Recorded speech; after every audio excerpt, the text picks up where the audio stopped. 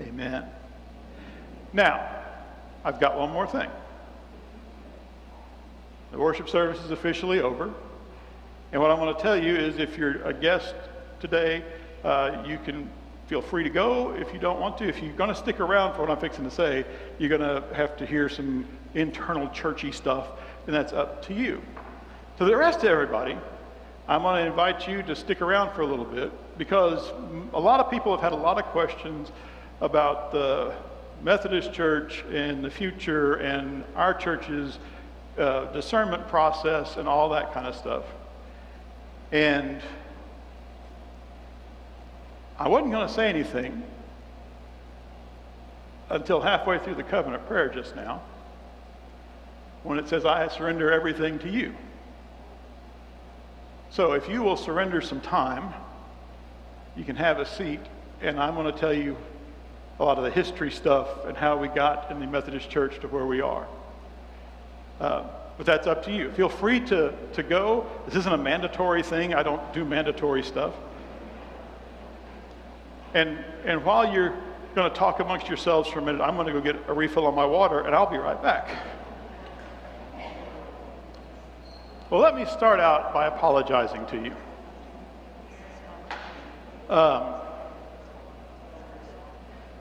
I have pretty much failed you folks because I just have.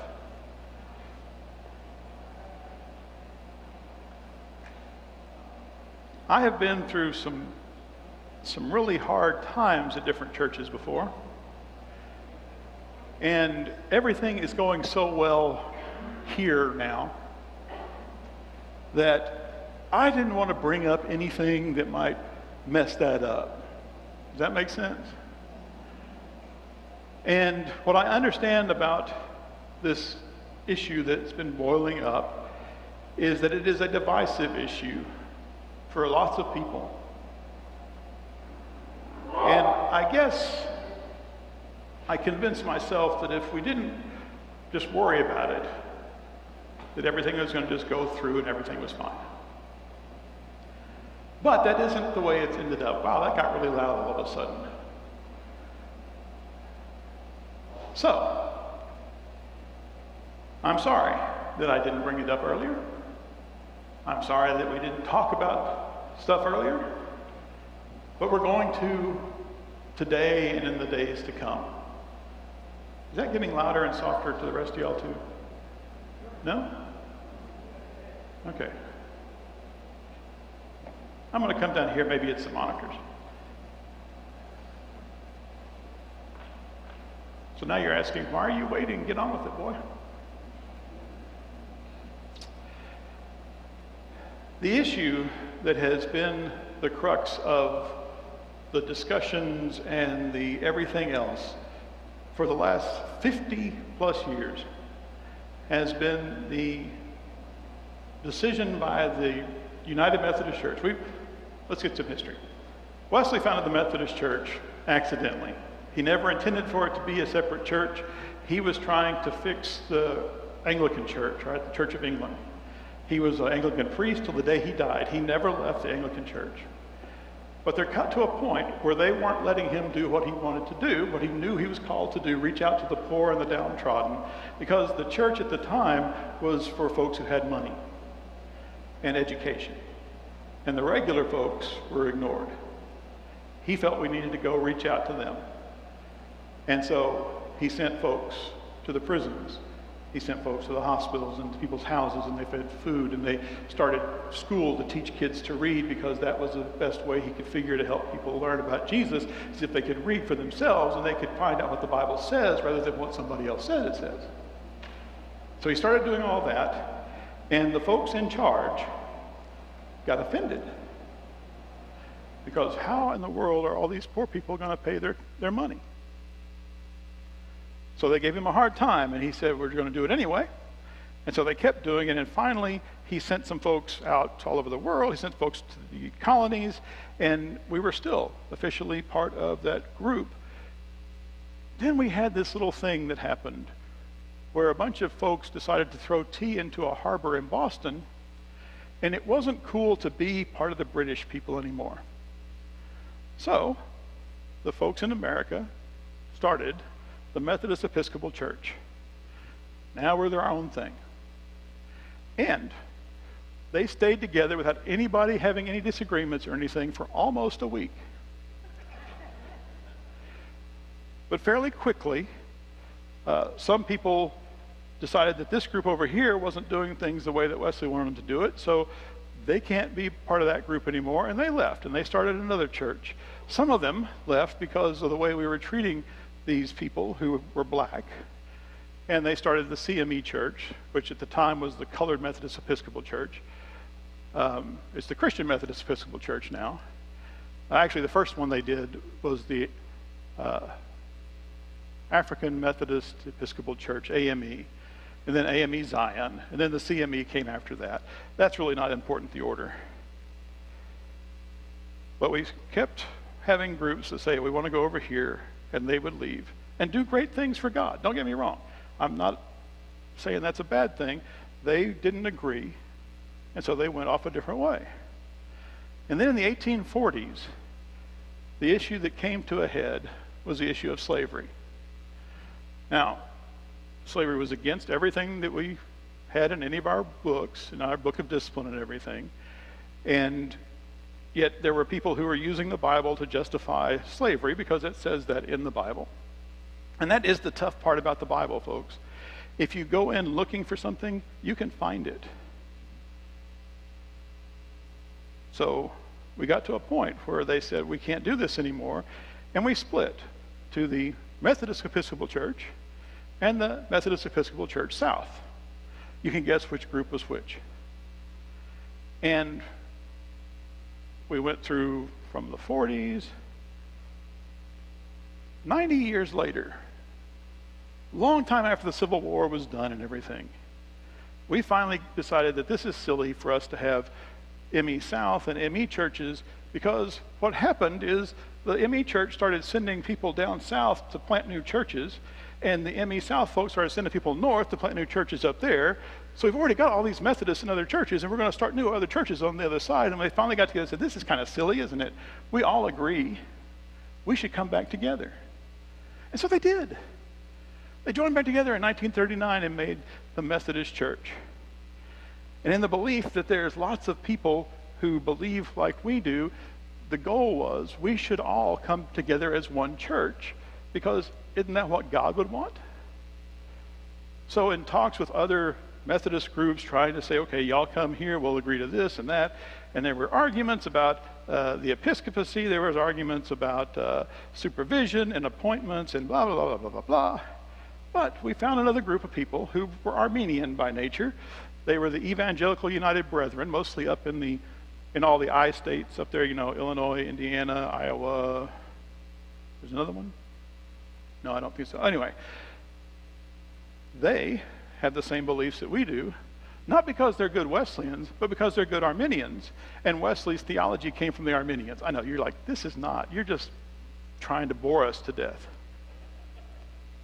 It's not working. But, so, in 1968, the Evangelical United Brethren Church joined together with the Methodist Church. And taking United off of one church and Methodist off the other, we became the United Methodist Church. And we set up the Book of Discipline at the conference in, I don't remember what month, in 68 in Dallas. And we had all the rules and regulations, the bishops and all that, and the appointments and all this, the trust clause, which has been part of, trust clause. Should have had notes. The trust clause says that all the properties in the United Methodist Church belong to the United Methodist Church. They don't belong to individual churches, which means that this property here that we're a part of, when we built it and we put it together, and it's ours to be in charge of. We're the trustees of this land, but we're trustees for the United Methodist Church as a whole. So that's been in since the very beginning, because Wesley wanted to make sure that they weren't going to build a church and then have some, happy, joyful, ha-ha guy come in and lead folks astray. So we have supervision, we got all this, and they said in 68, we are together, everything is fine. Well, it wasn't. People started saying, we don't have anything to say about this sexual revolution that's going on in the 60s. And some folks got the idea that we needed to make a statement about homosexuality. And so, at the General Conference in 1972, General Conference is the only conference, it's the big one from people all over the world are coming, both lay and clergy. We have equal numbers of laity and clergy because that's the way the Methodist Church is set up. It's not run by this group or that group. They got together and voted to include the language in the Book of Discipline that says something to the effect of the practice of homosexuality is incompatible with Christian teaching. We shall not ordain people who are self-avowed practicing homosexuals, nor will we allow same-sex weddings by our pastors or our churches. Now, it wasn't that wordy when they did it in 72. We've added more wordies to it because it wasn't defined enough, but they voted that in. That's the official stance of the United Methodist Church, has been since 1972. And so that took care of the issue until 1976, when the next General Conference came around. And we started talking about this because some people were very offended by that. Not as many as you might think, but they saw that as a slap to folks who were homosexual. We did say that we believe that they are of God's full worth and great people. I mean, there was nothing, but we don't believe this part of their life is compatible. And people brought up the fact, well, where's the list of all the other sins that we're going to list as incompatible? Why would you just pick this one out? Well, it went back and forth. And in 76, they argued about it. And they decided to keep it the way it was. And they didn't worry about it again until 1980. You're going to hear every 4 years. That's General Conference only meets every 4 years. And they talked about it in 80, and in 84, and 88, 92, 96, 2000. You get the idea of where we're going here. So, they vote on removing this language out of the Book of Discipline every General Conference. Never passes. But our society is getting more open to the idea. And a lot of people are listening. And, quite honestly, the margins kept getting smaller and smaller. So, a group of folks said we need to make sure this doesn't happen. We want to make sure that we fix this. And they put this stuff through. It kept passing. And 2016 came around. It really came to a head in 2016. Because it was in 2015 that the Supreme Court said that homosexual marriages is legal everywhere. So now, it got to be a big deal. And the loud people on this side of the group and the loud people on this side of the group did everything in their power to say everything they could as loudly and as viciously as they could about the other people so that it would make the news. So when the 2016 General Conference got together, they said, we have a couple of things on the agenda other than this. And if we try to fix this now, we're not going to ever get to anything else. So they did what every bureaucratic group does. They appointed a blue ribbon commission. May not have been a blue ribbon, it may have been a rainbow ribbon, I don't know. But Misty has told me that I shouldn't try to use humor when I'm feeling uncomfortable. She's only said that to me every day we've been married. So they said, we're going to tell these folks, you have 3 years to come back to us with a plan that will solve this problem for us. And they had people from the very conservative group, people from the very liberal group, and people all in between were going to figure this out. Now, we hadn't done it in 50 years, but these guys will take care of it. And so, this will come as a shock to you. They didn't agree.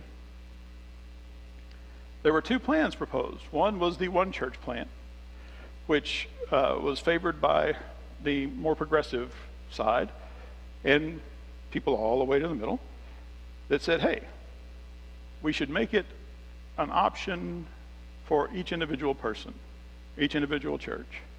That we can have Methodist churches that marry homosexuals, we can have Methodist churches who don't. It'll be up to the church and the pastor, and we can all live together. But when that was brought forth as one of the proposals, in 2019 we had a special called General Conference. It was voted down. 52 or 53%, depends on which article you read, said no, they don't want that. So then the more traditional conservative group brought forth their proposal. And it was that not only do we keep the language in the Book of Discipline, but we start enforcing it more. Now here's that part. Some people say, oh my gosh, people can do anything in the Methodist Church and they don't do anything about it. Yeah, that's actually not true. People have been brought up on charges for doing homosexual weddings. Pastors have. Many times. They've been brought up on charges for other things. Here's what I can tell you. If I were to get up here on Sunday and say, you know what, I have realized that Jesus is not really the Son of God. And it doesn't matter, everything's okay. Well, that's not right. And as members of this church, you have the right and the responsibility to go to Staff Parish, the committee in charge of the relationship between the pastor and the church, and say, that's not right. He can't say that. We're not going to think that's a good thing. They only then can say to the district superintendent, we've had people that have say this is not right. We would like to make him stop saying that. The district superintendent will then meet with the pastor and say, hey, stop saying that. And that should be the end of it, right? But you may not know how little authority and I mix together. So I may then decide, well, I'd be danged if I'm going to stop saying it. You can't make me. And the district superintendent says, well, that's true. But one of your folks from your church has filed with me officially, and now we're bringing you up on charges, which is just like it sounds. You have violated the laws and the doctrines of the United Methodist Church that are in the Book of Discipline, and we're going to have a trial. And so, just as you would imagine, there's the prosecution and the defense. There are people from both groups. The bishop is the judge in this case, and the Board of Ordained Ministry is the jury of your peers. And there is a trial. If you're found guilty, if you had a videotape of me saying it or had enough people to convince the jury that yes, he actually says that and proclaims that as the gospel according to John, I guess, then I'm convicted and the bishop decides what the sentence is, because that's the judge's job. The sentence can be anything from a slap on the wrist, it can be, you got to be on leave for a year, or they can take the orders. And that's happened in lots of cases for lots of things. But, if I remember, I think Jimmy Creech was the first Methodist pastor to perform a homosexual wedding in the church and be brought up on charges, and he was removed from ministry. Now the problem that we've had, people say, well, this isn't enforced, is it's got to be somebody from the church that starts the process.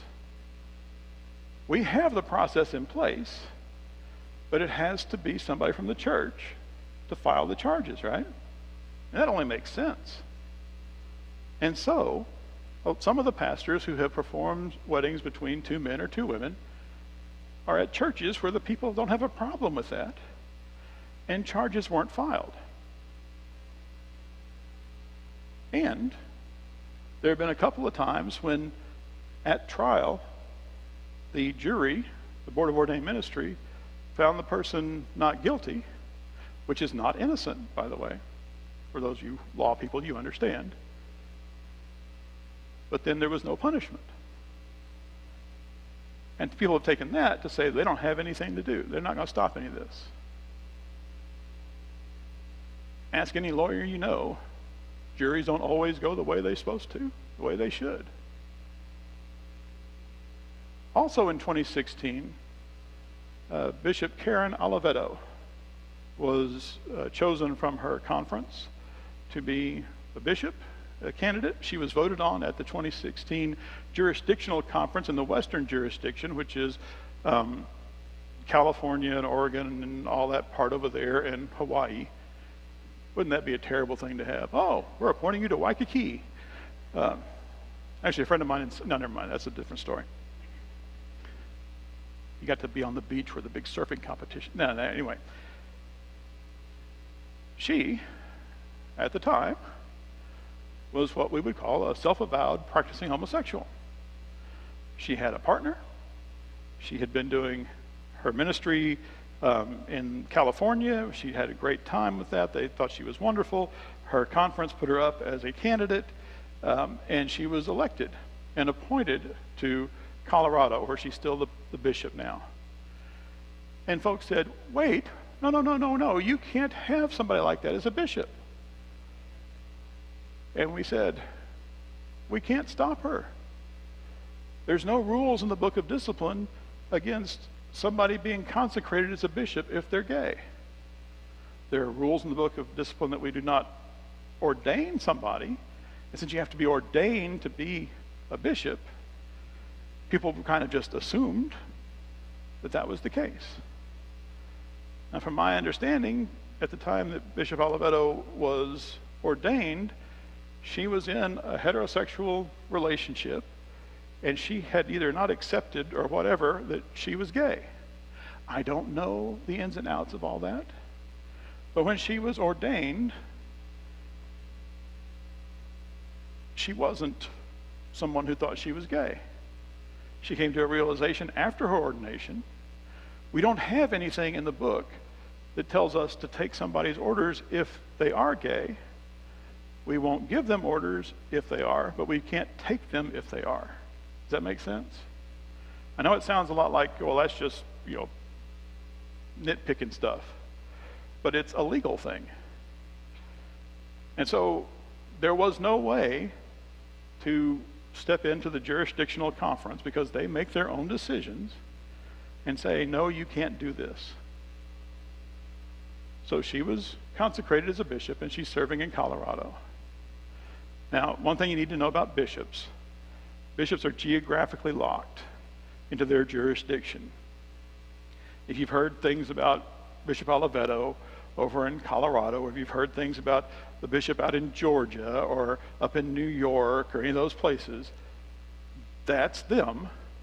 Our jurisdiction is the South Central jurisdiction, which includes Texas, Louisiana, Arkansas, Oklahoma, Kansas, Nebraska, essentially the center area. New Mexico is in there. So we've got that. So all of our bishops are elected by jurisdictional conference, and you're like, what is jurisdictional conference? It's the level below general conference, and yet above our annual conference. It's middle management. Okay, so they are in charge of choosing the bishops and appointing the bishops. So anybody who is going to be our bishop in the future comes from our jurisdiction. They do not transfer bishops across jurisdictional lines, because this jurisdiction didn't vote for Karen Oliveto. We voted for Scott Jones, or I don't know the other bishops. I only worry about mine and really not that much about him. So don't tell him I said that. So that's part of the thing. Then, we're still at 2016, right? Yeah. 2019, they cut together, they did the one church plan, I mentioned that. The more conservative group brought forth the other thing. It says not only are we going to keep the language in there, but now we're going to make it to where there is essentially a minimum sentencing guideline for someone convicted of this charge. If you were convicted of performing a homosexual union in your church, it was up to the bishop what the punishment could be. And they said, no, here's what it's going to be now. And this was approved by that same 53%. On the first offense, you are suspended without pay for a year. On a second offense, your orders are taken away, and you're asked to leave. Now, a lot of people had a problem with that, and not a lot of people that you might think. I mean, yeah, they did, but it wasn't even because of the homosexuality issue for a lot of folks. It was the fact that they were taking the rights and responsibility away from the Board of Ordained Ministry and the bishop and saying, you have to do this. You don't have any choice. And that's the minimum. More could be added if the bishop wanted to, but that's the least. And so that was passed by 52%, 53%. Now, can you picture a way that a 52, 53% vote is going to make a lot of people happy that aren't part of the 53%? So they put a passage, another paragraph in the book of discipline that same year in 2019. It is paragraph 2553, saying, if you are upset about what we have just done here at this General Conference, specifically naming the 2019 General Conference, here is the way that your church can leave. If you don't like what's happened, this is the way we're going. If you don't like it, you can do these things, and you can take your church and your building and go. And what you have to do is you have to pay 2 years of apportionments, because a lot of churches have got the idea that when we don't like something, the best way to protest is to not pay our apportionments and keep the money for ourselves. Quite honestly, that's what a lot of church people do when they're not happy with things in the church. And to go on a whole separate topic for a second, that's one of the things that we have seen the last month or so. Our traditional giving per month since January through July has been between 41 and 45, somewhere like that, pretty steady across the board. And in August, when we started talking about all this, suddenly this last month in August, it was 35. And looking at the weeks of September so far, it's not getting better. Which leads me to have the thought that perhaps some people are withholding their giving as a kind of protest. And I'll say two things on that and then get back to the other story. One, in order for it to be an effective protest, you should tell the people why you're doing it and that you're doing it. If suddenly there's no check coming in, I'm not going to know what the issue is that you're upset about if you don't tell me. And two, when you got married, you didn't say, I'm going to support you as long as everything you say I agree with. You said, we're in this together. And even when I don't like you, I'm going to be there for you. I know Misty's had to live that a lot. It's the same with being a member of a church. We can disagree. But you know who doesn't get hurt when this happens? The pastor. I get paid either way. You know what gets hurt? You know what gets cut when folks don't give? Our ability to help other people. Our ability to reach out and make a difference in our community. So I want you to think about that. But these churches were called, back to our first topic, these churches are called to, said you got to pay last year's apportionments and this year. Actually, it says this year's and next year's, but at the Texas Annual Conference, we've taken that to be last year's and this year's. I don't know why. But you pay that, and you pay the unfunded pension liability, which is essentially we have $20 million in the bank. The guys tell us that in order to pay out all the pensions, we need $35 million, so there's a $15 million gap.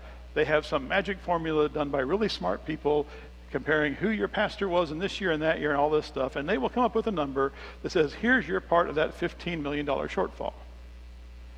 Now, in the Texas Annual Conference, we voted at Annual Conference last year to allow the churches who feel that they need to go to use our pension reserve fund, because they put the money in there as well as everybody else did. So, in our conference, the pension reserve fund is bigger right now than the potential liability is. So that number right now is zero for any churches that leave. So in the Texas Annual Conference, you have to pay last year's apportionments and this year's, which you should have done anyway. And if you haven't, and you didn't keep the money separate in the bank like you promised everybody you were going to, you're just kind of scummy. But now people are like, the preacher said other church people are scummy? I did. Yeah. And you can tell them I said so. So, back to the other topic. A group of folks got together after the 2019 General Conference. It was assumed at the 2019 General Conference, because the traditional conservative folks had taken the day in the vote, that it was going to be lots of the far left, progressive, liberal churches that would leave, because that just makes sense, right? So the provision was put in, if you don't like what has happened here at this General Conference, there's the door. Now, a bunch of folks were not happy. Shocker. So, a group got together with no official mandate or instructions or directions, but groups from both ends of the spectrum and some people in the middle, like 24 of them or so, these big, powerful, high, mighty kind of folks, they got together. They hired a fancy Washington, D.C. Arbitration lawyer firm to come in and help them reach a consensus that we could all be happy with. Now, we haven't figured it out in 50 years before that. Our Blue Ribbon panel didn't figure it out, but these 24 folks and their lawyers are going to figure it all out. So they came up with what has been called the protocol. And they got buy-in from the very extreme left and the very extreme right, and they proclaimed, this shall pass when we take it to General Conference in 2020. And everybody started saying, oh, well, this will be fine. And they started talking about it as though it was law. You may have heard people talk about the protocol, the protocol, the protocol. Well, the protocol says this, the protocol says that. Here's the deal. It wasn't anything they were instructed to do, but if it was properly filed and all that, it's going to go before the General Conference in 2020. So people are not happy. Matter of fact, I don't think anybody in that group was happy, which probably means it was a pretty good group, a pretty good opinion. So we're headed towards 2020 General Conference. And you may not know that we had a COVID thing happen. And we canceled General Conference and said, we'll do it next year. And the people were like, fine. And 2021 came around and we were all gearing up for it. And then, I don't remember which variant it was, it hit real big, and they said, oh, well, we can't do that now. So we'll have it in 2022. And then the next big variant came around. And they finally said, you know, this is silly. We can say 2023, but we've already got one scheduled for 2024. And it cost us somewhere close to $30 million to have one of these special conferences, because we got to bring in all the delegates from Africa and the Philippines and Russia and all these places for these conferences. It would just make more sense if we just said, we're not sure how the COVID thing's going to be. Let's go ahead and do our regular conference in 2024. Right? At that point, a lot of folks who have been thinking this is going to work out, the more liberal folks are going to leave and everything else is going to be right, started seeing more writing on the wall that more and more people were coming the other way. And so they decided that they were going to leave. They decided that they were upset with what they had put in the Book of Discipline in 2019, and they were going to leave because of that, because that's the only way you can do that. Now, that doesn't make a lot of sense to me, but I'm not a lawyer. That's not my thing. That's what they're going to do. And so they started working together. They've been doing this for years.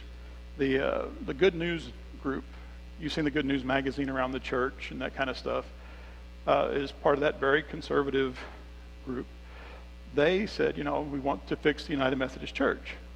And a group of those folks got together and formed the Wesleyan Covenant Association, which was not a new denomination. It was, as Wesley had done it, just a group inside the Methodist Church, trying to bring everybody back to where we're supposed to be. Does that make sense? They signed up pastors and churches to be part of the Wesleyan Covenant Association. And I remember at annual conference, talking to one of the leaders of that group and saying, this really looks like y'all are setting up a new denomination. And he said to me, oh, no, we would never do that. We will always be United Methodist because we're going to stay here and fight for the church. And I was like, oh, okay. And so we have political groups in the Methodist Church. We have the far left group, the Reconciling Network. We have the far right group, the Confessing Movement, and we have groups all in between. So the Wesleyan Covenant Association was going along, and then somebody said, well, we're going to start a new denomination, and we're going to call it the Global Methodist Church. Now, I think the reason that they didn't just say the WCA is because the Waste Corporation of America is also WCA, and they saw that that wasn't going to look good. And see, that's one of those times when it says you shouldn't have said that joke out loud. It wasn't as funny as you thought. And I told you that specifically about that joke, but you don't listen to me. So they started a new denomination. They filed all the paperwork. That takes a lot of work. They have a provisional book of discipline, and they named their church the Global Methodist Church. They officially incorporated, I think, May 1st of this year, and they are set up to receive churches and pastors into their group. Now, currently, the only differences that I've been able to really see in the two different books of discipline is that there is no trust clause. The property belongs to the individual churches, and there's no guaranteed appointment for elders. There are other things, but those are the two big ones. They still have bishops, they still make appointments in a way. All that same stuff is there. So that's the difference at this point. Now, wisdom will tell you that the United Methodist Church is probably going to be shifting in a more liberal direction, but probably not as fast as some people have envisioned. What I've seen the last few months is people on both ends of the spectrum, okay, I'm not blaming any one group for this, have been flat out lying about the other people. They've been taking what one whack job on the left or one whack job on the right says and painting the entire group of people with that brush. It has happened over and over and over again. People on the far left keep talking about the church where the pastor came out and told this gay couple to get out of the church. They were not welcome there. Okay, that happened. Does that mean that everybody who's conservative is like that? Of course not. That's stupid. And the folks on the far right have been talking about this guy who's in the ordination track who dressed in drag to do a sermon. And they've been saying, yes, that's the way it's going to be from now on. There's going to be, gay pride parades down the center aisle every Sunday, and the pastor's going to start dressing in drag. And what I can ask you, a lot of y'all came to the open house. Did you see any really big dresses in my closet? Right? To say that, the folks who are progressive are all like this whack job out here, that's nuts too. And what it has become is this political campaign that we have treated it more like politics than like Jesus stuff. And we will twist every little thing to find the angle that'll get everybody worried and upset. Oh my God, Bishop Jones is leaving and we might get that crazy lesbian from Colorado. You can't. Okay? This is the kind of stuff. This is actually the reason I'm talking about all this, right? Because I am so sick and tired of people who say they belong to Jesus Christ acting like they don't. I am sick and tired of people lying. They may not even know they're lying. But they hear this person who they do not know, but they seem like they're smart people. They're polished and presentable. And they say, well, this person knows they're smart. If you ever think that a group of pastors is smart, you have some serious problems going on. I know more preachers than you do. I guarantee you it is a good thing they don't have real jobs.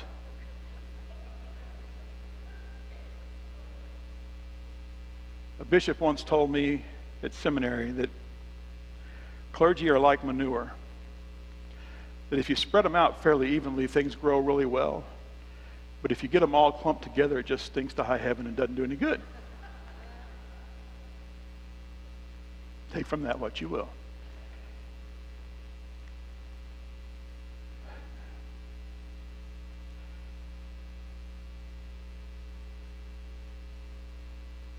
I'm going to tell you something. I've been hurt this last month, 2 months now, by several of the folks in this church. People who I love dearly and who I value as part of our church. And I know it's not been done intentionally. But if you're having a group of folks that are going to be talking about the Methodist Church, for some reason, I thought I might be included in that. I know a little bit more about the Methodist Church than most people. And yet, there are several groups of people who have met and talked about things and made statements and accusations about things without seeing if I know anything about it. I've had people that say, we didn't want to invite you because you're popular and we think that you'll lead people this way. Well, here's the deal, folks.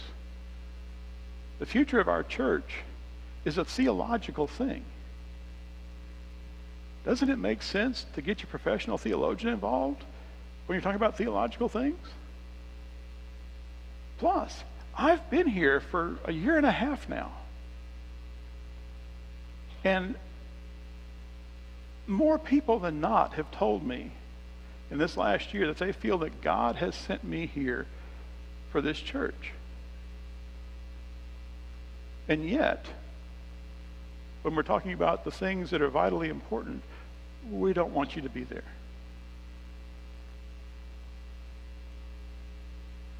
That hurts. Not because it hurts because I believe that God has brought me to this place to help lead us forward. I'm not the guy that runs away from stuff. I'm the guy that runs to stuff. We as a church need to figure out not what we're afraid of, but what God's calling us to.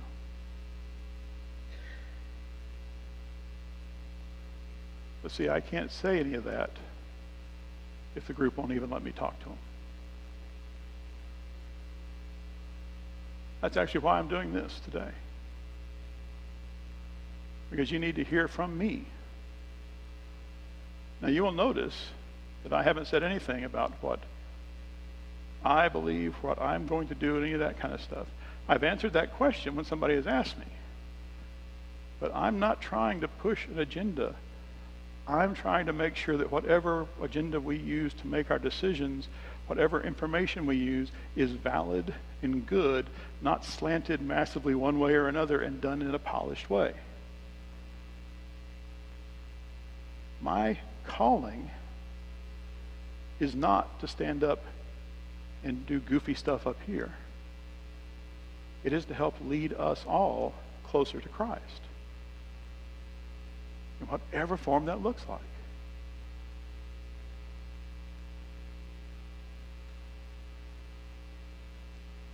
I got sidetracked.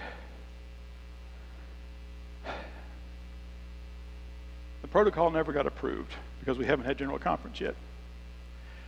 It's not going to be approved. Smarter people than me have talked about it enough that the chances of its being approved are now almost nothing. So these conservative traditional churches have decided it's time to leave. And if that's what God has put on their heart, God bless them. I'm not going to be any more upset about that than about the other 37 denominations that have split off of the Methodists over the years. I'll be sad because some of my friends are part of different groups. And I'm hoping that we can all still like each other, and we don't have to go throw rocks at each other when we see on the street. And I do want you to hear this. The folks who are proposing and moving towards the Global Methodist Church are not bad, evil people. They're not. They feel convicted by God that this is where they're supposed to go. We all read Scripture, and we all get different things out of it. It doesn't mean that you're wrong just because you don't agree with me. It doesn't mean you're a bad person if you don't agree with me. And it doesn't mean you're a good person if you do. Some of the biggest jerks in the whole world agree with me on things. I'm not against anybody.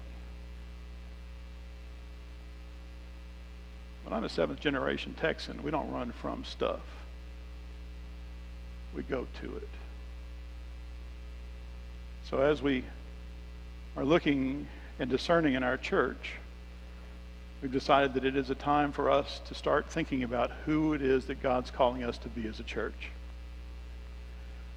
We're not going to be worrying right now about this Global Methodist, Free Methodist, Nazarene Church, whichever of the 37 ways we want to go, or whether we can do United Methodist, because quite honestly right now with all the stuff that's been ginned up, all the fear on both sides, it's really hard to have a true, honest, factual debate. And so what I propose to our church council is that rather than have this antagonistic us versus them thing, that we as a church need to figure out what it is that God's calling us to. In order to do that, we're going to have meetings in people's houses, meetings up here at the church for small groups to get together and figure out what it is God wants us to be as a church. How does he want us to act? Who does he want us to be reaching out to? What is our call? Because until we know that, we're making these decisions based on emotion and based on whatever else. And we need to hear from God what it is, not what do we want to be, what does God want us to be? And so we're going to have these meetings. And once we've gone to all the meetings, Brenda, who is our lay leader, Brenda Cothran, and I will be at all the meetings. And it's not to make sure that things go a certain way. It's that we need people who go to all of them. We need a couple of folks so that when somebody says, well, they said this over at that thing, that the person can look at somebody else, say, is that what they said? And that person can go, yeah, or no, and know what they're talking about. Not, well, I heard from Bill's uncle's aunt who cuts hair for the dog over here. So Brenda's thrilled, by the way, to get to come to all these meetings. Nobody explained to her when she accepted lay leader position that they had to go to all the meetings, which was a genius move on their part. But after we've had these meetings, we're going to come back to the church council. And we're going to have the church council go through all the notes that we have to not find whether we agree on this or that, but to figure out what it is that we all agree God's calling us to be. You see, Christ says we're to be united in unity with each other. Doesn't mean we have to agree on everything, but we should be going together. Because it's only after that point where we have an idea of what it is that God's calling us to be and who God's calling us to be, that we can then ask the question, can we be this church in the United Methodist Church? And if we say yes, we can do that, then that's done. We're finished. If we say no, we can't do that in the United Methodist Church, then it's time for us to start looking to where we can. And not just one choice. There's lots of denominations, literally 37 Wesleyan denominations that have all split off. We could go be Salvation Army. You're like, what? Yeah, that was a Wesleyan group. But if we just say, well, it's either this or that, I sold a lot of cars that way, and I ripped off a lot of people by saying you have only two choices.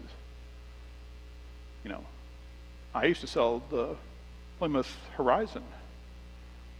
And the guy across town sold the Dodge Omni. They're the same car. They were back then. Plymouth doesn't exist anymore. You know how I sold more Plymouths than he sold Dodges? So, well, what's the difference? And I said, we give you more letters. Because Plymouth Horizon's a lot longer than Dodge Omni. That makes as much sense as anything else. And if we can't be part of the United Methodist Church and be faithful to God, then we'll find where we can be. And at that point, we will have an official called church conference, and we will vote to leave the United Methodist Church and join with this church. I know several churches who jumped right on and decided they're leaving the United Methodist Church, but they don't know where they're going yet. And my daddy always told me, if you don't have your other job lined up, don't quit the one you're with. So if we go through this period of discernment, finding out who it is that God's calling us to be, and we decide that we can't be that people in the United Methodist Church, then together we're going to figure out where this church needs to go. Now, those meetings are going to start first part of October. There's going to be sign-up stuff that's available on your Church Center app, because we have an app, you may not have heard. And they're limited to 10 people per group. And the reason for that is some people need more time to process. Some people are very extroverted and they go quick, and some people are more introverted. And I'm kind of sensitive to that. So we need to have folks have enough time to ask questions and say things and not have one or two people dominate everything. And as I told the church council, the reason we're limiting it to 10 is that even Jesus couldn't do 12. Because if you think about it, only 11 of them made it. And I'm nowhere near as good as God. So we're going to limit it to 10. That means it's going to be 8, 10, 12 of these things. I don't know how many. And we're not going to rush. We're going to find what we need to do in God's time and get it right. Now, some people will say, well, if we decide to go and we've waited until after November or whatever, then we're going to have to pay next year's apportionments too. Sure enough, we will. And if we decide to stay, we're going to have to pay next year's apportionments too. And so it's possible that taking a longer time may cost us $40,000, $42,000. I don't know about you, I think it's worth the risk. This decision is too important to let it be made on a bunch of hype and emotion and fear. There's also going to be a 40-day prayer component to this that will start next Sunday. You'll have the opportunity to sign up for emails or pick up printed copies of a prayer guide that we as a church are going to be praying for this time. Now, 40 days of prayer does not mean that on the 41st day we're done, but it's a helpful guide to lead us down this process. Like I said, you'll be able to get an email, you'll be on the website, we'll post it on Facebook every day. I mean, we want to make sure that everybody has an opportunity to be a part of that. So, I think I've wound down now. I don't have all the answers. Nobody does. And anybody who tells you they do may not know they're lying, but they are. What I will tell you, without any hint of reservation whatsoever, is that Misty and I love you and this church. And never in 30 years of ministry have we ever been so in a place we are so happy to be as we have been from the very first day we got to Deer Park. I love you, whether you think I'm right about stuff or whether you and the other 99% think I'm an idiot. Because what we have together is amazing.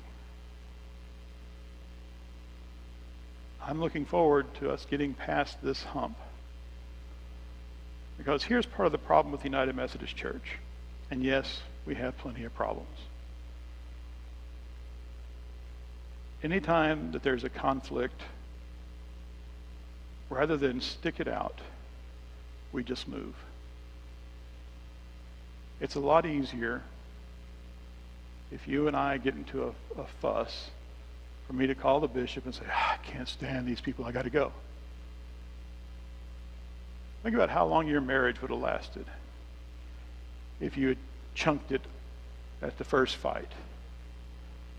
And think about how much better your marriage is because you got past the fight and decided to love each other no matter what.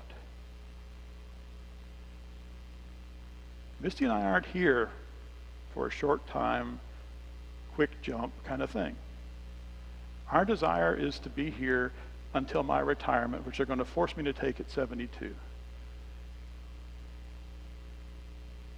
I can't imagine being anywhere else. But you need to hear that from me.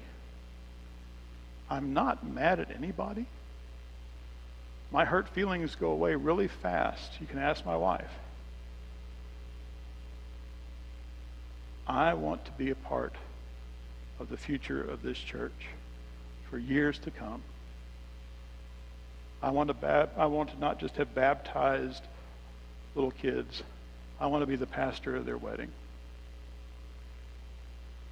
And I think we're going to have some great days ahead.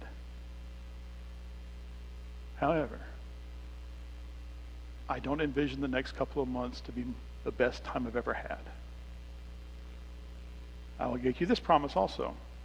If you want to talk about any of this, if you want to come and show me how I was stupid by saying this and that you want to show me the proof that I am, I will get up next Sunday and say, hey, I said this, but Jim came and showed me that this wasn't right.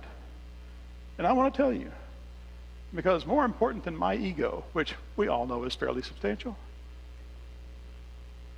I want to do the best I can for God. And if I need to say I'm wrong about something, okay, I've been wrong before. Ask Misty. But if you have questions and you don't come and talk to me, that's not my fault. I have not yelled at anybody. You can ask folks. Several folks have come and talked to me. I haven't yelled at them, belittled them, said they were stupid for thinking what they do. I share with them what I believe, what I know. And yes, there's a difference. And when it is a I believe and not I know, I say it. I don't have enough time to play games with this. So, now, much like the president, I'm not going to take any questions right now. So thank you for sticking around.